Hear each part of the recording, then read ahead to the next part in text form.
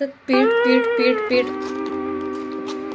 Worst. नमस्कार मंडळी, मी कस्तुरी आणि आज मला बोलायचं आहे निकच्या चॉकोचिप आईस्क्रीम बद्दल. तर हा 500 ml चा डबा मी कालच झेप्टोवरून ऑर्डर केला होता आणि याची मॅन्युफॅक्चरिंग डेट आहे 17/10/2025 आणि यूज बाय 10/12/2025 आणि आजची तारीख आहे 7 डिसेंबर. सो मी कालच तो ऑर्डर केला होता आणि इतका खाऊन पण झालाय, त्यामुळे मी माझं ऑनेस्ट ओपिनियन तुम्हाला सांगणार आहे. फर्स्टली या ब्रँडबद्दल सांगायचं झालं तर पहिल्यांदा ताईने निकचं चॉकोचिप आईस्क्रीम माझ्यासाठी ऑर्डर केलं होतं आणि that was the first time की मला चॉकलेट फ्लेवर आईस्क्रीम मध्ये आवडायला लागला. इतका तो टेस्टी होता, म्हणजे त्याचं टेक्स्चर अतिशय क्रीमी आणि त्या चॉकोचिप्सचा crunch, it was so yummy की मी चॉकलेट आईस्क्रीमच्या प्रेमात पडले आणि आता 2-3 महिन्यानंतर मला पुन्हा क्रेविंग झाली म्हणून मी हा डबा ऑर्डर केला. आणि जेव्हा मी तो काल खाल्ला, आय मस्ट से की त्यांनी काय केले त्याच्या क्वालिटीमध्ये, आय डोंट नो. एकदमच असं पीठ असं लागतंय तोंडात आणि चॉकोचिपचं पण तसं क्रंच किंवा अशी टेस्ट खूप जास्त एन्हान्स होत नाहीये, कारण सतत तोंडात आपण काहीतरी गव्हाचं पीठ असं खातोय, असं काहीतरी तोंडात अशी सतत त्याची चव लागते. I don't know. NIC people, जर तुम्ही हा व्हिडिओ बघत असाल तर प्लीज क्वालिटी इम्प्रूव्ह करा, because I love that ice cream. आणि अशी जर क्वालिटी असेल तर अमूल इज वे बेटर.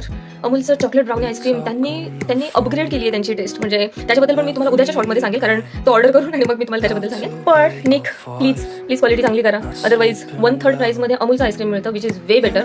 आणि तुम्ही आय डोंट नो वाय तुमची क्वालिटी खराब झाली, किंवा मे बी झेप्टोवाल्यांनी त्यांचा काढायचा माल दिलाय आणि अगदी शेवटी एक्सपायरी डेट संपायच्या वेळेला त्यांनी मला पार्सल केलंय, त्याच्यामुळे कदाचित टेस्टमध्ये फरक असेल. आय डोंट नो काय प्रॉब्लेम झालाय. पण एनिवेज प्लीज क्वालिटी इम्प्रूव्ह करा.